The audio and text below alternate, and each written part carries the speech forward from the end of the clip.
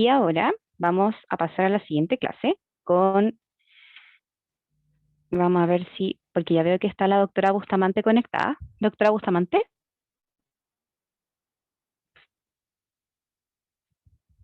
Sí, los escucho ya. ya, súper. Doctora, ¿cómo está? Bien, gracias. Ya, un gusto. Ya, acá tenemos presente actualmente a la doctora María Leonor Bustamante. Ella nos va a hacer la clase de Fundamentos Genéticos de los Trastornos Mentales. Una clase que para aquellos que nos preguntaban por redes sociales fue una clase que se agregó posterior a que se lanzara el programa, pero dado la relevancia del tema y lo poco que se explora, lo decidimos agregar sobre la marcha dentro del contexto de este curso. Primero que todo, una breve presentación. La doctora María Leonor Bustamante es médico psiquiatra de la Universidad de Chile, es doctorada en ciencias médicas de la misma universidad, realizó una estadía postdoctoral en la National Institutes Health en Estados Unidos. Actualmente es miembro de la Sociedad Chilena de Psiquiatría y Neurología, siendo coordinadora del GDT de Neurogenética y Genómica Psiquiátrica y de paso coordinadora del Congreso SONEPSIN de este año. Ella además es miembro de la Sociedad Chilena de Genética y actualmente es profesora asistente de la Universidad de Chile, donde realiza cursos a estudiantes de posgrado en torno a los temas de genética y genómica en psiquiatría.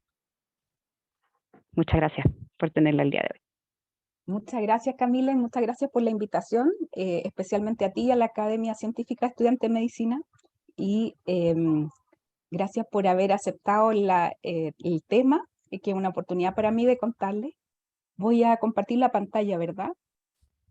Sí, Entonces, déjeme ver si... no tengo permiso. Listo, ahora sí. Entonces,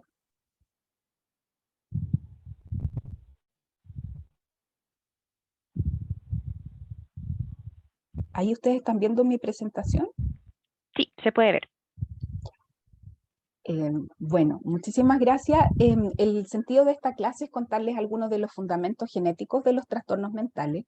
Y esto porque hoy día existen muchas aplicaciones de la medicina genómica que ya se pueden usar a la comprensión y algunas incluso también a algunas actividades diagnósticas o de decisiones terapéuticas en los trastornos neuropsiquiátricos, pero para poder aplicarla ustedes necesitan entender las bases genéticas de cada una de las enfermedades y poder ser críticos con la literatura.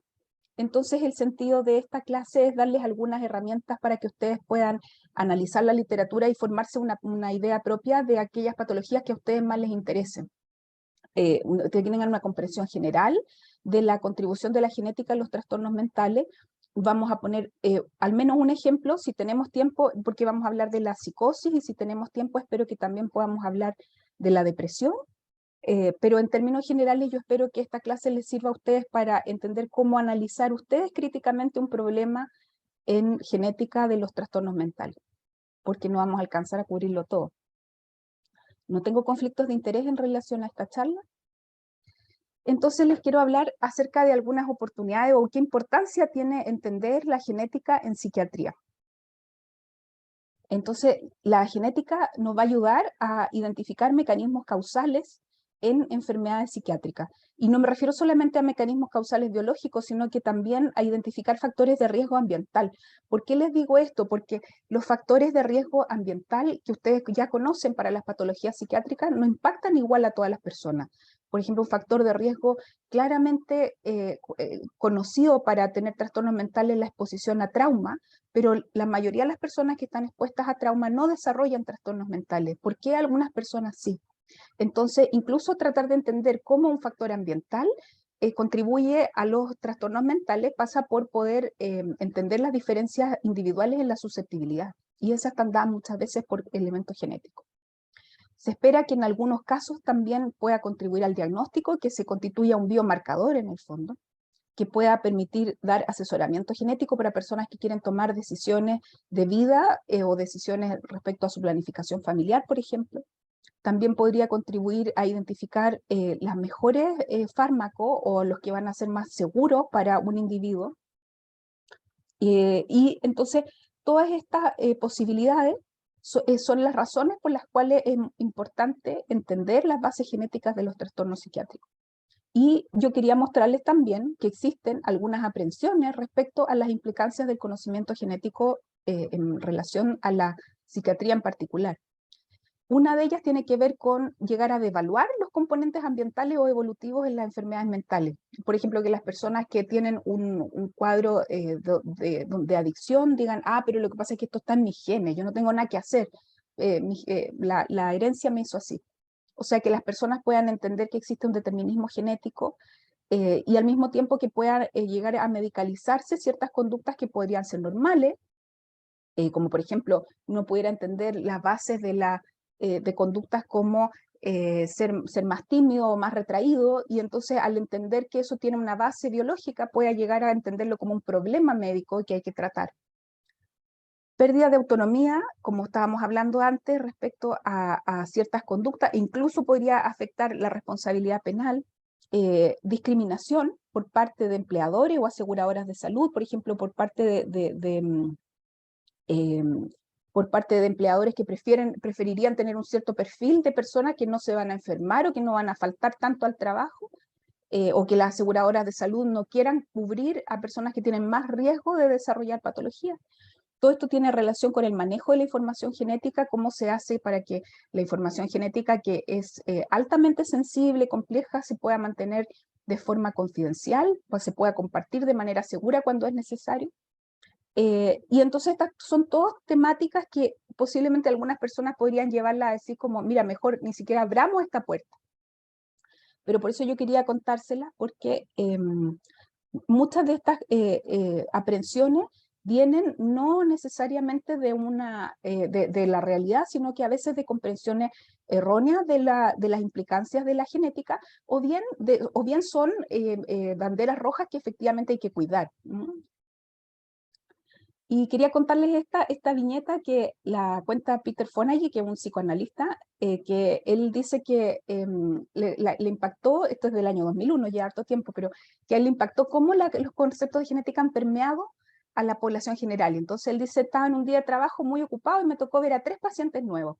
Un periodista que estaba deprimido porque tenía problemas sexuales, un joven que se iba a casar y que estaba preocupado porque tenía una historia de trastorno bipolar, y un adolescente con problemas de conducta violenta. Y este doctor dice, a mí me gusta preguntarle a mis pacientes, cuando recién los voy conociendo, ¿qué piensa usted que es su problema? Entonces, el primer paciente le dijo, yo creo que heredé de mi madre una tendencia a mirar lo negativo. El joven está claro que es un desequilibrio químico que está causado por mis genes, y el adolescente dijo, yo tengo malos genes.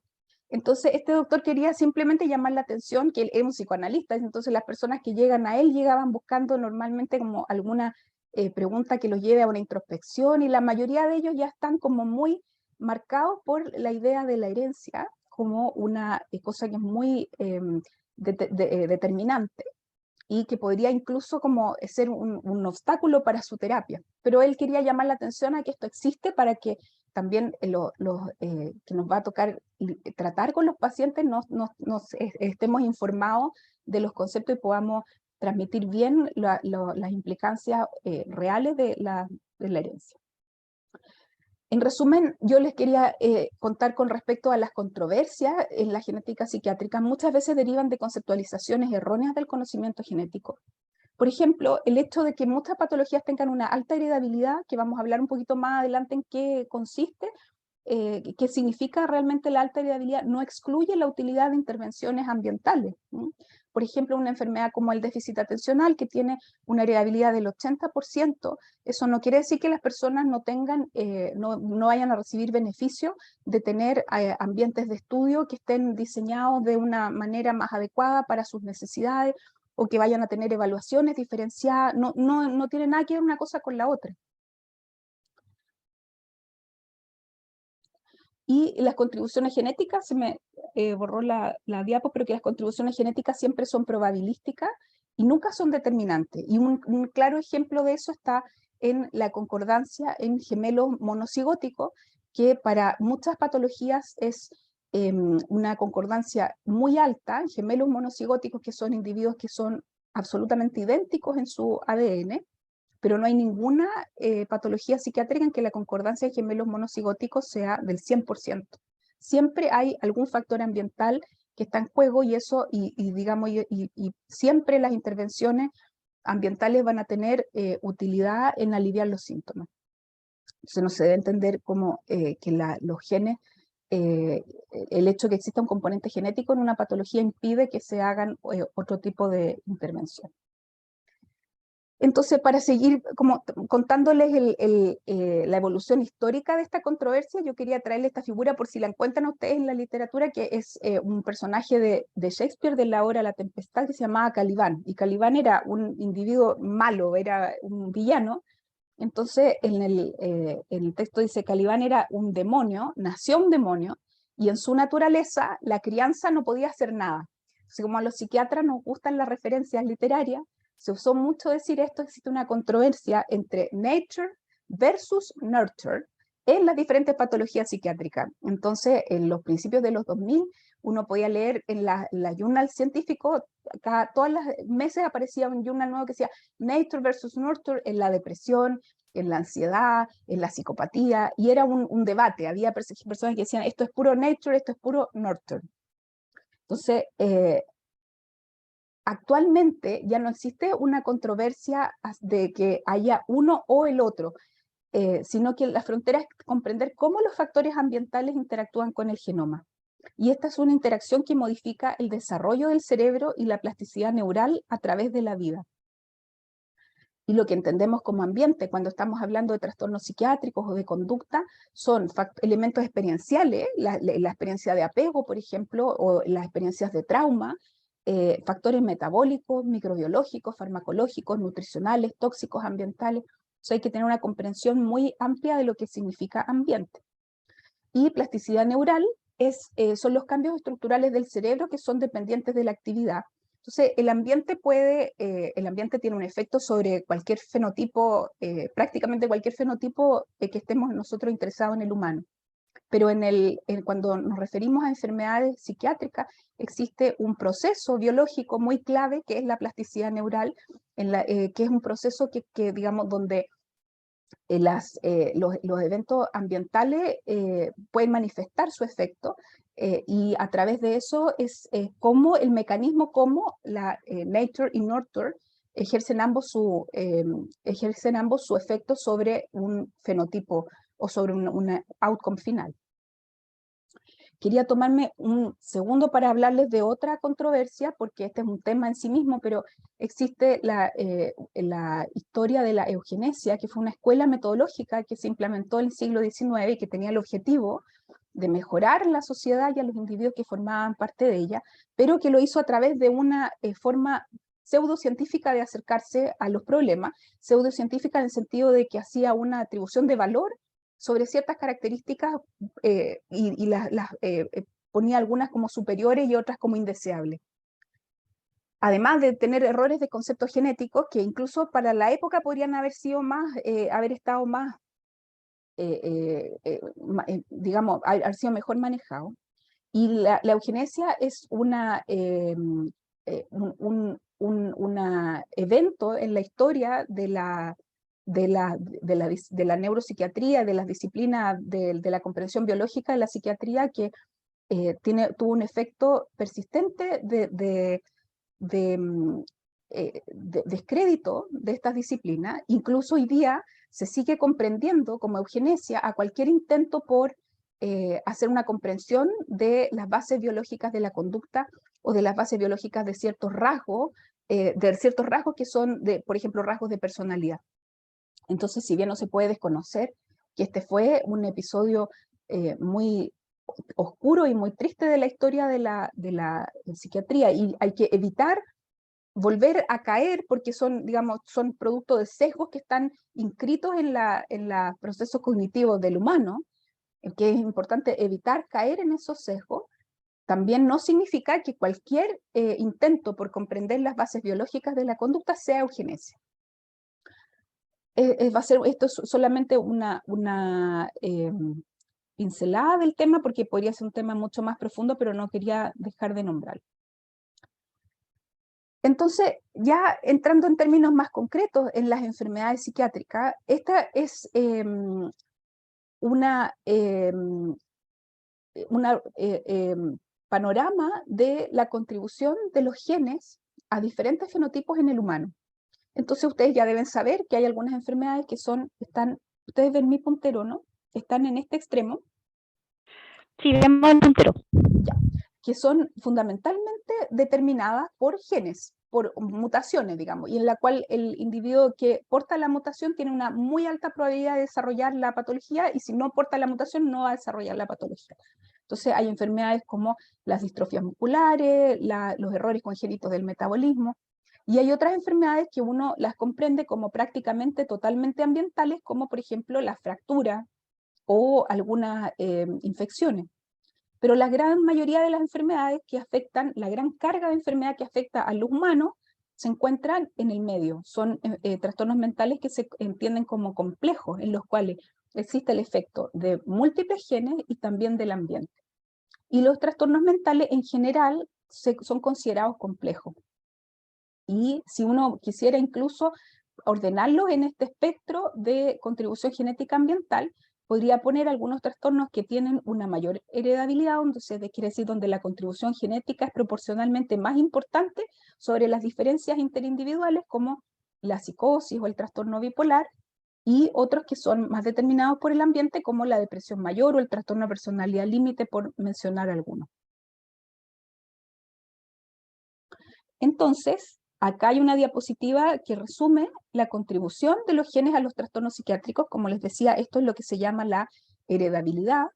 La heredabilidad es la proporción de la variación en la población para ese rasgo que es determinada por factores genéticos.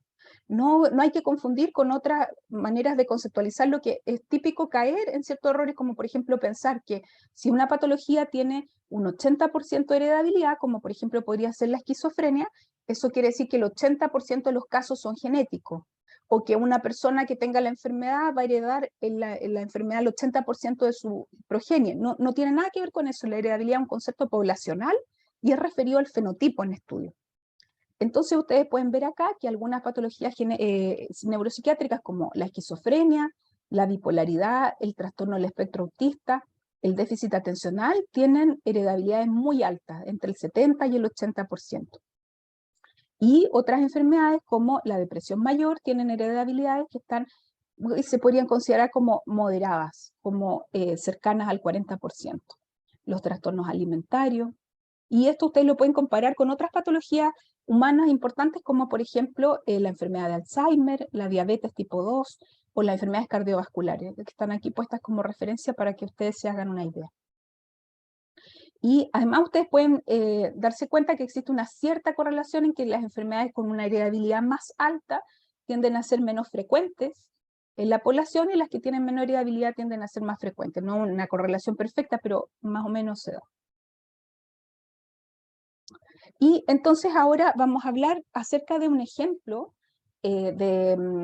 más en detalle acerca de las bases genéticas de la psicosis, y espero que a partir de esto ustedes puedan tener una idea de cómo usar esta información en algunas aplicaciones. Aquí hay un pequeño recordatorio acerca de la variación genética en el humano. Si ustedes se acuerdan de sus clases de genética, existen variantes que pueden involucrar un cromosoma completo. Estas son infrecuentes, o sea, muchas menos de una por persona. Pero también existen algunas variantes, y van siendo cada vez más frecuentes, que son rearreglos cromosómicos, que involucran entre 2 y 10 millones de pares de base. También hay otras microduplicaciones o microdeleciones, entonces, que más o menos pueden ocupar alrededor de 500.000 pares de base. Y estos también son infrecuentes, así que si hacemos un estudio en la población, la mayoría de las personas no van a tener ninguno de estos rearreglos. Pero después ya hay otras variaciones de números de copia más chiquititas que habitualmente existen en todos nosotros, debe haber 800 por cada persona, y variantes de nucleótido único, donde hay un cambio de un solo nucleótido con respecto a la secuencia de referencia, Y ustedes saben que más o menos cada 1000 pares de base se produce uno de estos sitios, de tal manera que cada persona porta como 3 a 4 millones de sitios donde puede tener un nucleótido que puede ser diferente del genoma de referencia. Y en este caso, aquí se habla de variantes de nucleótido único, pero ustedes se acordarán también que si la frecuencia del alelo menor es mayor a 1%, se dice esto es un polimorfismo, o sea, es como una opción que existe en la población. Entonces, cuando hablamos de variación común, nos referimos fundamentalmente a este tipo de variación, a las polimorfismos de nucleótido único. Y cuando hablamos de variantes raras, nos referimos a los variantes de número de copia que van desde los 500 1000 pares de base hasta 10 millones de pares de base.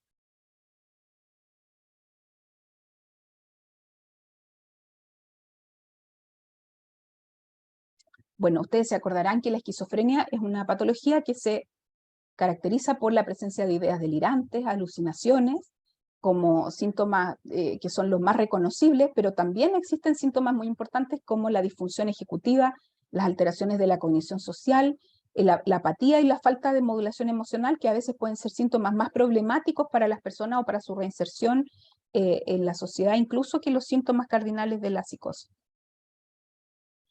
Y probablemente ustedes saben que Emil Kraepelin fundó la psiquiatría moderna básicamente al distinguir la demencia precoz de la psicosis maníaco-depresiva. Él dijo que existen dos patologías distintas que tienen distinta presentación, distinta evolución y son dos enfermedades distintas. Pero después de Kraepelin existió una gran controversia acerca de si era razonable haber hecho esta separación tan clara, tan definida, o existía superposición en estas patologías, o incluso llegando a personas que postulan que toda la enfermedad mental es una sola, digamos, y que las personas pueden presentarse de maneras distintas, pero tienen en el fondo la misma enfermedad. Y había una serie de aportes desde la psicopatología para tratar de dilucidar esto. Por ejemplo, hay personas que dicen, ¿cómo distinguimos cuál es lo cardinal que distingue la esquizofrenia de cualquier otra psicosis, especialmente la psicosis maníaco-depresiva, hoy día conocida como trastorno bipolar? Y entonces se han propuesto una serie de manifestaciones clínicas, ninguna de las cuales ha demostrado ser categórica. Entonces podemos ver qué es lo que dice la genética, porque yo creo que en esto nos puede ayudar a despejar esta duda. Una cosa que dice la genética es que los pacientes que tienen esquizofrenia tienen historia familiar de tener esquizofrenia, o sea, familiares han tenido también esquizofrenia, pero también han tenido otros trastornos mentales. Otro elemento importante es que los fármacos antipsicóticos alivian los síntomas de la esquizofrenia, por eso se les conoce como antipsicóticos, pero también se usan en personas que tienen trastornos del ánimo, sobre todo los que no han respondido a tratamiento antidepresivo, personas que tienen demencia y tienen por eso agitación o delirio, personas que tienen trastorno por sustancia para prevenir el síndrome de abstinencia. Además, los estudios de asociación genética, que vamos a ver en un segundo más cómo se hacen, dan resultados positivos para los mismos genes a lo largo de varios trastornos. Y factores de riesgo ambiental, probablemente ustedes saben también, son compartidos por varios trastornos. Entonces, en definitiva, la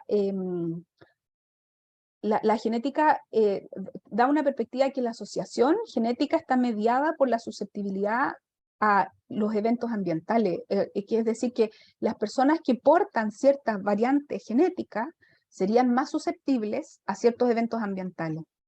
Y que en la medida que esos eventos ambientales se produzcan, o que se produzcan en una determinada manera, las personas van a desarrollar o no una enfermedad psiquiátrica, y si es que llegan a desarrollarla, va a ser o esquizofrenia, o bipolaridad, o depresión.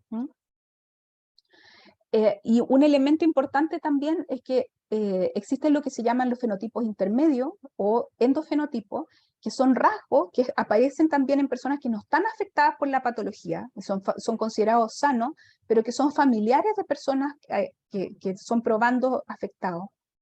Y pueden ser alteraciones que tienen a veces el mismo perfil que las alteraciones características de los pacientes, pero en una intensidad menor.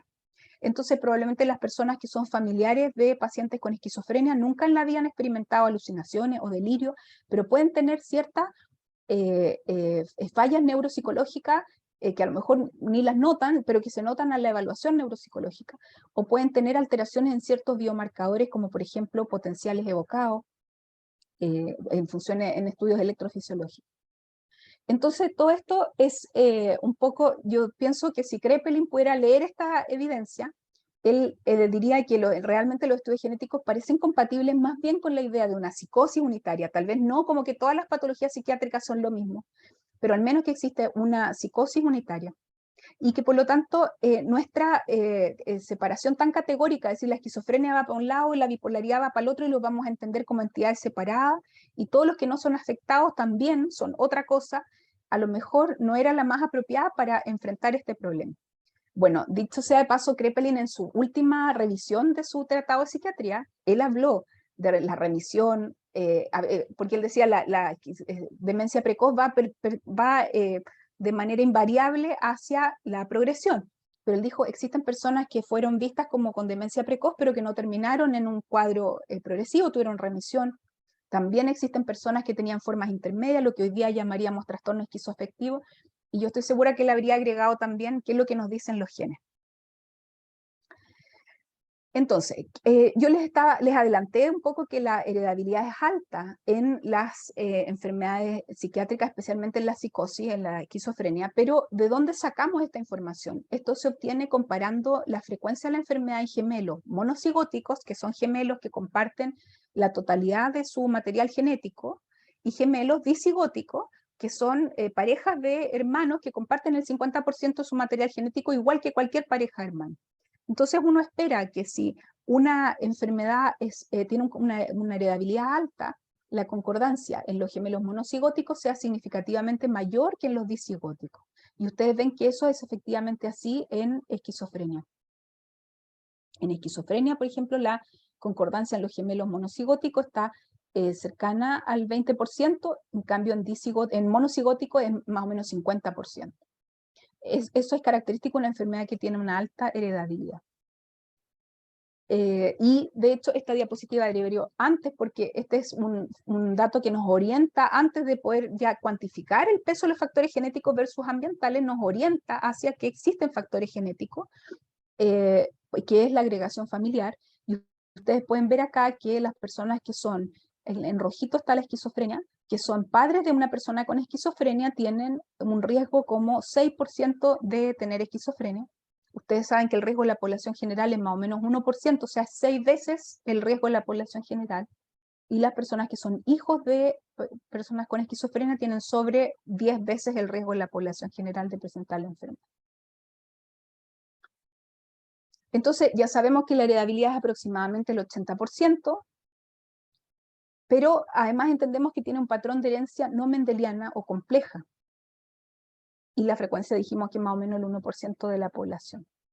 Entonces, cuando hay una enfermedad que es que no podemos identificar con un patrón mendeliano y que además es frecuente en la población, usualmente se aproxima los estudios genéticos con esta hipótesis que se llama enfermedad común, variante común. La hipótesis de enfermedad común, variante común dice, para que la enfermedad pueda ser común, quiere decir que tienen que haber muchas de estas variantes genéticas dando vuelta en nuestro pool genético en la población. Por lo tanto, debe de querer decir que además cada variante no hace un efecto definitivo sobre la enfermedad, porque si no las personas estarían afectadas. Entonces las personas son portadores de las variantes, y la enfermedad se produce cuando se da una combinación particular de un número muy alto de variantes de riesgo más factores ambientales. Entonces, la mejor manera de estudiar, si se parte de la base de esa hipótesis, la mejor manera de estudiar estas patologías es tomar individuos de la población general que estén afectados y de la misma población que no estén afectados y compararlos entre sí con respecto a las frecuencias alélicas para algunas de estas variantes comunes. Y esto se hizo mucho a través de los estudios de genes candidatos.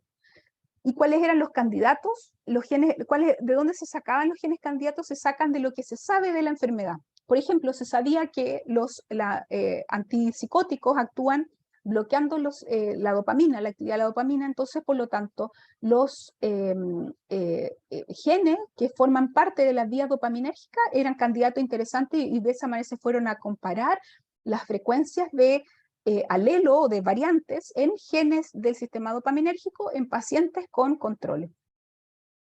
También se sabe hoy día que el glutamato es una vía farmacológica interés y por lo tanto se empezó a estudiar también variantes en moléculas que participan de la neurotransmisión glutamatérgica, y también se sabía, por evidencias de neuroimágenes, por ejemplo, que existía probablemente una alteración en el desarrollo y la plasticidad neuronal. Entonces, en la medida que se fueron identificando neurotrofinas que participan de la plasticidad neuronal, también se fueron encontrando como candidatos.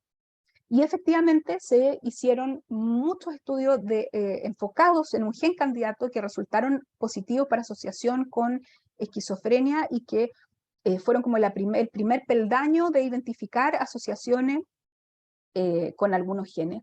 Y las más replicadas están acá en este resumen.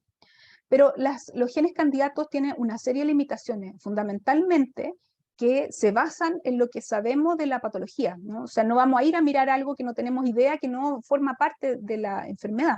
Entonces vamos a estar permanentemente limitados por el conocimiento que se tiene de la patología. Y por eso que surgió una aproximación mejor, que es la asociación de barrido genómico, los estudios de GWAS, Genome Wide Association Study, que lo que hacen estos estudios que no hacen ninguna hipótesis previa, sino que toman una colección de afectados y una de no afectados, y van genotipando a lo largo de todas las posiciones variantes del genoma. Hoy día pues, hay array que podrían prácticamente incluir a todas estas, y si no las incluyen, las pueden deducir por los mapas de ligamiento que se disponen. Entonces podríamos tener un catálogo de la variación completa de variantes comunes que portan los individuos afectados y los controles. Y así no hacemos ninguna asunción previa, y no nos cerramos a cosas que podrían ser importantes. Entonces se hicieron como 5 estudios de asociación de barrido genético barrido genómico en esquizofrenia, que resultaron negativos.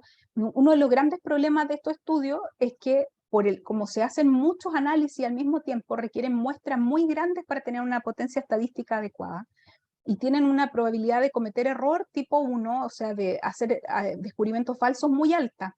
Entonces se pone un valor P, no el típico que ustedes ven en los estudios de 0,05 como corte, sino que un valor P muchísimo más chico, que está graficado acá como una barrita roja, muchísimo más exigente.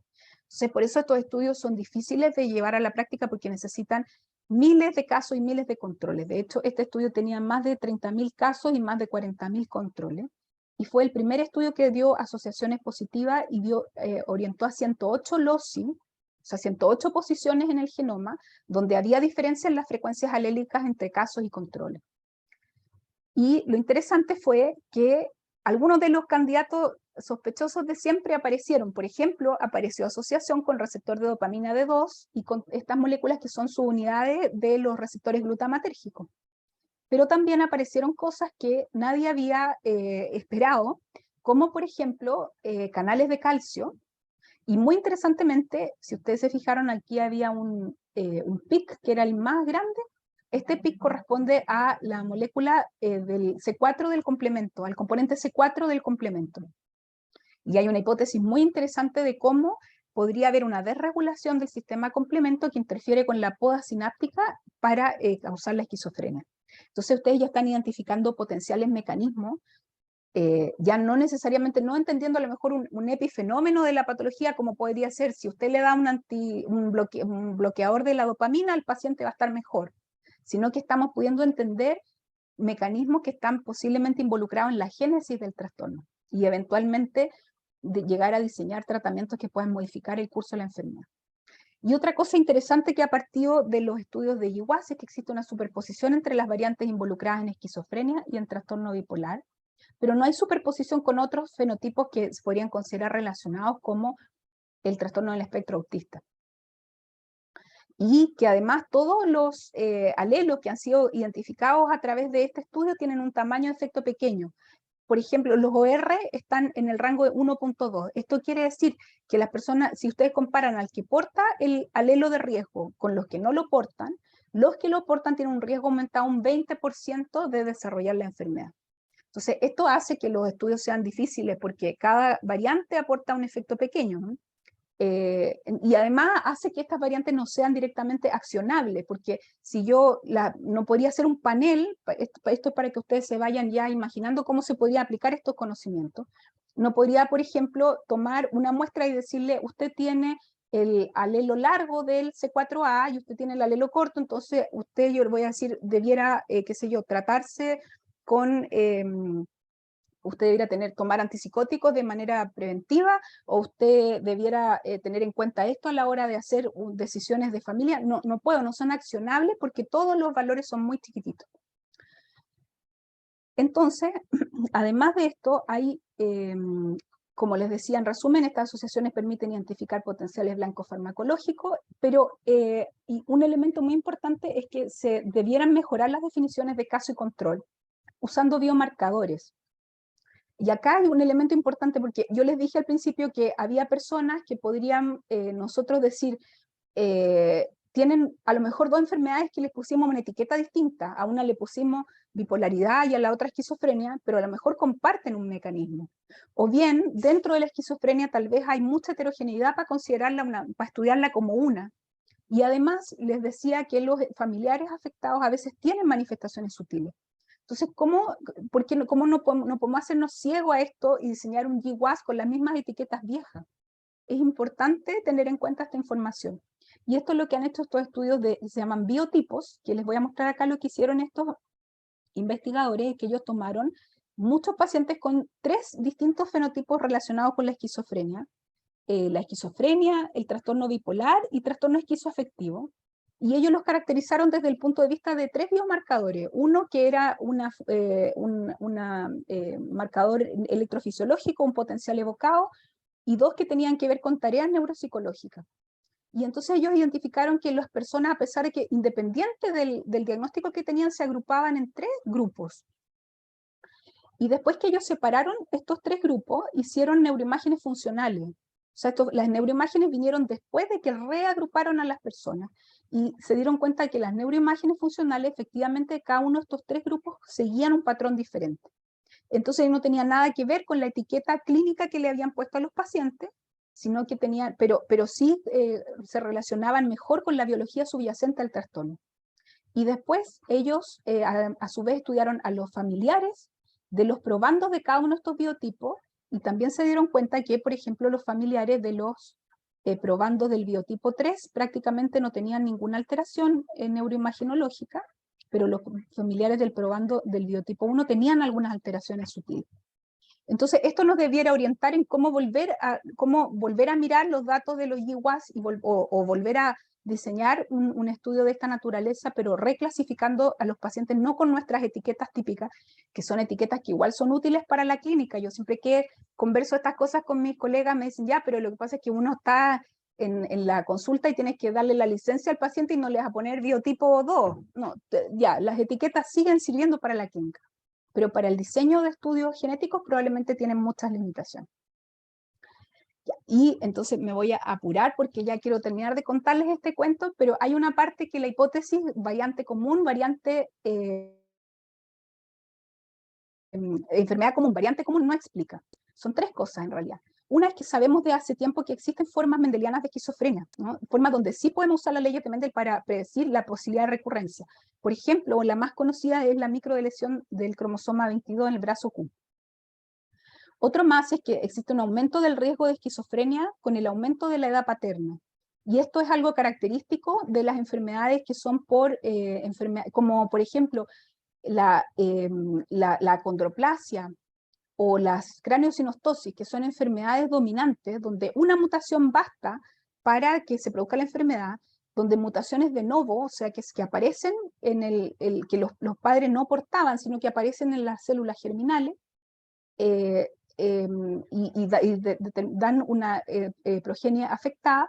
Entonces ya se sabía que estas enfermedades tienen un riesgo aumentado con el aumento de la edad paterna.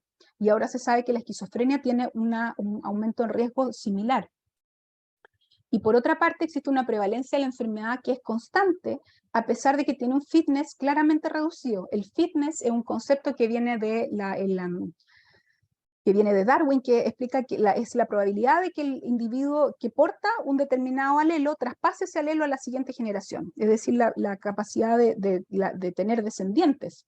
Y se sabe que las personas con esquizofrenia tienen mucho menos fertilidad que las personas que no están afectadas.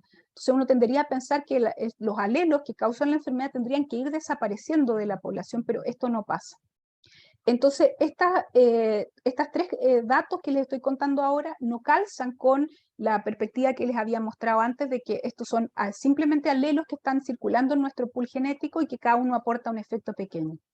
Al parecer, no, me voy a saltar esta parte que es el detalle de lo que les decía recién, para que ustedes entiendan también que existen al menos algunos casos de esquizofrenia dentro de la población de personas afectadas.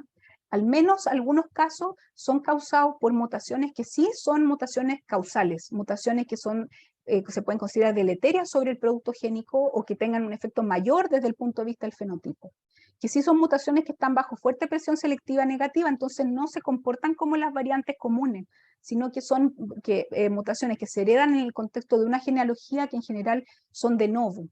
Y estas sí son susceptibles de ser estudiadas en el contexto de la familia, y si se identifica, se pueden hacer asesoramiento genético para esa familia para que entienda, digamos, que existe una causa para que la familia pueda identificar cuál es la explicación de los síntomas que tiene esa persona.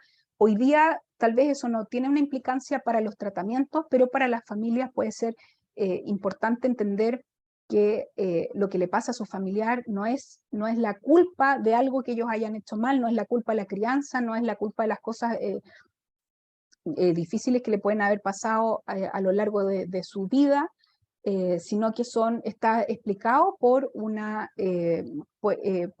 elemento que es genético y que tiene, que digamos que puede ser claramente identificado. Y estas son variantes de nucleótido único, no polimorfismo, porque son de una baja frecuencia, o también variantes de número de copias. Y estas además pueden ser una fuente de interés para el conocimiento general, porque independientemente que otras personas no porten la misma mutación, el hecho de que puedan ser causales de la patología puede ser una fuente de importante conocimiento para identificar futuros mecanismos de tratamiento.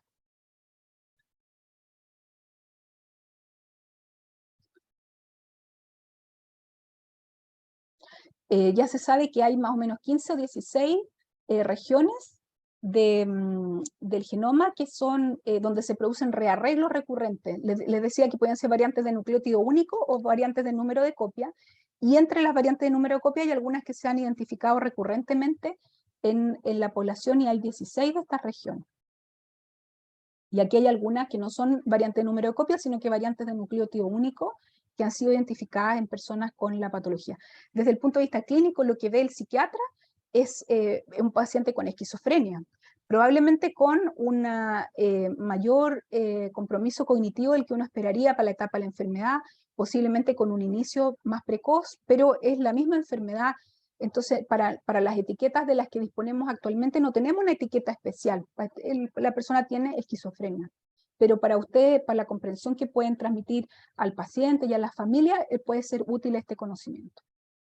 Entonces, en este caso, como les había dicho antes, el riesgo de tener una variante común de riesgo aumenta el riesgo un 20% sobre la población general. En este caso el OR varía entre 3 a 14, de hecho este OR está un poco desactualizado porque hay ahora un CNV que está identificado que da un riesgo de 30 veces más o menos de la población general. Los genes en que están alojados además han sido replicados en muestras poblacionales, o sea, igual han dado conocimiento que es útil para la población de pacientes en general. Y acá sí hay mutaciones o genes compartidos con otros fenotipos como el trastorno del espectro autista o la discapacidad intelectual. Acá hay un resumen de lo que les contaba entonces. En la población de pacientes con una patología como por ejemplo la esquizofrenia, existe un espectro de variantes genéticas que contribuyen. Algunas que son de muy baja frecuencia, pero de muy alta penetrancia, que eran las que yo les estaba mostrando acá, y que entonces se acercan a lo que entendemos como enfermedades mendelianas, y otras que son de frecuencias alélicas más altas, mayor que el 1%, pero cuya contribución es pequeña individualmente. Entonces lo importante es que ustedes entiendan que si ustedes quieren dedicarse a estudiar un problema como este o a entender a la población de pacientes, siempre entiendan que están hablando de una población que desde el punto de vista de las bases genéticas es heterogénea. Y creo que voy a quedar hasta acá. Me voy a pasar a las conclusiones, que básicamente ya se las conté. Y que tiene que ver en que las posibilidades que abre la genética psiquiátrica están en diferentes grados de desarrollo de acuerdo a la complejidad del fenotipo en estudio. Yo espero que les haya quedado al menos un ejemplo. Si ustedes están interesados en otras patologías, se van a armar una película de la misma manera, digamos, algunas enfermedades tienen más componentes ambientales, otras menos, pero podrían ayudar a identificar mecanismos causales, a identificar componentes ambientales, al diagnóstico, al consejo genético y a la farmacoterapia individualizada. Los potenciales problemas que abre esta disciplina hacen que nosotros tengamos un conocimiento claro de los conceptos y seamos rigurosos en la práctica. Estos son los potenciales riesgos que ya les mencioné y quería recordarles, no sé si a alguno de ustedes les interesa este tema, se van a dar cuenta que las personas están muy interesadas y pueden tener a veces conceptualizaciones erróneas, así que ustedes por favor estén preparados para poder corregir aquellos conceptos donde las personas los tengan, lo hayan adquirido de una manera errada o muy, de repente muy superficial. Entonces con eso termino. Muchas gracias, doctora, por su presentación. En el sentido de que es primero que todo una cosa que se ve súper poco en pregrado y tenemos conciencia de que también se ve poco dentro como de las distintas becas de psiquiatría, los conceptos como de las bases o fundamentos genéticos de los trastornos mentales, y de todas maneras dar como un barniz general, sobre todo a propósito de un caso que es como el tema de la psicosis. Por el minuto tenemos solo una preguntita, que es de Tiare Avaría, que dice así: doctora, en el tiempo en que se expresa el gen de un trastorno mental, ¿influye en si es heredable? Es decir, si a partir de que se gatilla, por ejemplo, una depresión mayor, pasa a ser heredable o se puede heredar antes de que ésta se manifieste.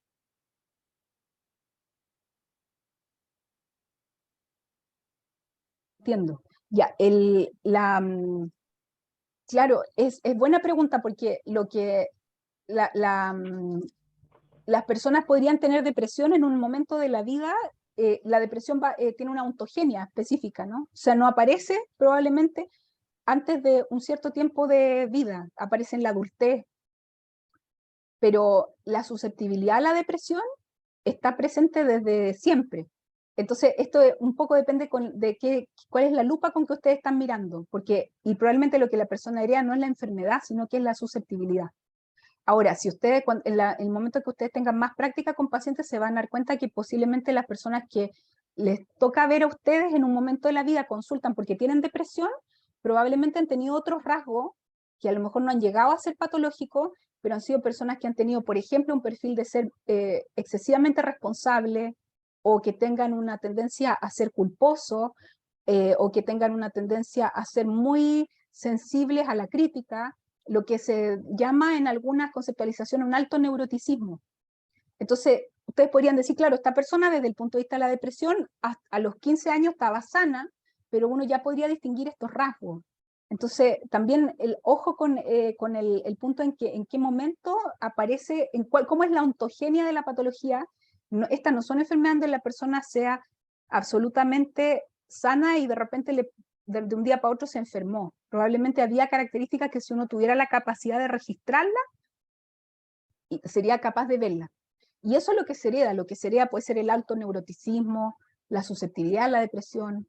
Entonces sí, el factor genético que es heredable está presente desde siempre en la persona.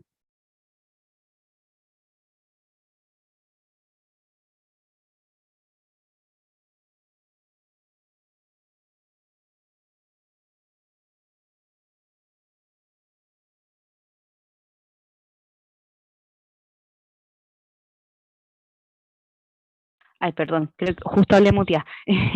No, le estaba diciendo que por el momento no hay más preguntas y queríamos consultarle si en caso de que lleguen más preguntas se las pudiéramos mandar al correo. Sí, de todas maneras, yo no puse mi correo en la presentación, pero Camila lo tiene, así que sí, no hay Sí, problema.